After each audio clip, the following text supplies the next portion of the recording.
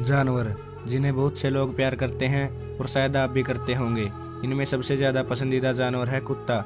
ज़्यादातर देखा गया है कि डॉग्स मनुष्य के सबसे अच्छे दोस्त होते हैं। यह उनकी सभी बातें मानते हैं, उनकी रक्षा करते हैं और मनुष्य भी इनके साथ घुल मिलकर रहते हैं। परंतु क्या आप जानते हैं कि वैज्ञानिकों ने मनुष्यों को स्पेस में भेजने के लिए सबसे ज़्यादा एक्सपेरिमेंट डॉग्स पर ही किए हैं। इनमें एक डॉग थी लाइका। लाइका सभी जानवरों में सबसे पहली जानवर थी जिसने स्पेस मिशन किया था। 1957 सोवियत स्पेस प्रोग्राम के सहारे स्पुतनिक 1 स्पेस सैटेलाइट को लॉन्च किया गया और यह सफल रहा, परंतु इसमें कोई भी जीवित प्राणी नहीं था। इसलिए वैज्ञानिकों ने सोचा कि किसी जीवित प्राणी को अंतरिक्ष में भेजा जाए। निकिता क्रुश्चेव जो सोवियत लीडर थी, वह अक्टूबर रिवॉल्यूशन की 40वीं जयंती 7 नवंबर 1957 पर एक जीवित प्राणी के साथ मिशन लॉन्च करना चाहती थी, जिस पर पहले से ही काम शुरू हो चुका था, जिसका नाम स्पुतनिक 2 रखा गया। स्पेसक्राफ्ट को बनाने के लिए केवल 4 हफ्तों का समय बचा था।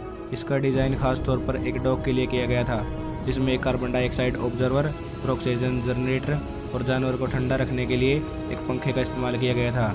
इसमें 7 दिन के लिए डॉग के लिए खाना और ऑक्सीजन था। उसका केबिन इतना छोटा था कि उसमें जानवर घूम फिर भी नहीं सकता था। इसी तरह से स्पुतनिक 2 का डिज़ाइन किया गया था। यान का काम पूरा हो चुका था और एक जानवर की ही ज़रूरत थी, जिसके लिए वैज्ञानिकों ने आवारा कुत्तों को चुना, क्योंकि उनमें ज़्यादा भूख सहने की अक्षमता होती है, और इसलिए उन्होंने एक आलसी कुत्ते को चुना जो थी लाइका। अब लाइका की ट्रेनिंग शुरू हुई। स्पुतनिक 2 का कैबिन बहुत छोटा था, इसलिए लाइका को 20 दिन एक छोटे से डिब्बे में बंद करके रखा गया ताकि उसे स्पुतनिक 2 के कैबिन में रहने की आदत हो जाए। कुछ समय बाद लाइका की ट्रेनिंग खत्म हुई। अब लाइका स्पेस में जाने के लिए पूरी तरह तैयार थी। उस समय वैज्ञानिकों को स्पेस में जाने का तो पता था, परंतु वापिस आने का नहीं। एक तरह से यह मिशन आत्महत्या वाला मिशन था। लाइका को चैन से बांधकर स्पुतनिक 2 में डाल दिया गया और उसे 3 दिन तक उसमें रखा गया ताकि उसे सिचुएशन में रहने की आदत हो जाए। और 3 नवंबर 1957 को स्पुतनिक 2 को सक्सेसफुली लॉन्च किया गया, पर स्पुतनिक 2 का एक हिस्सा रॉकेट से अलग नहीं हो पाया, इसलिए स्पुतनिक 2 का टेम्परेचर बढ़ने लगा। कुछ समय बाद टेम्परेचर बहुत बढ़ गया था।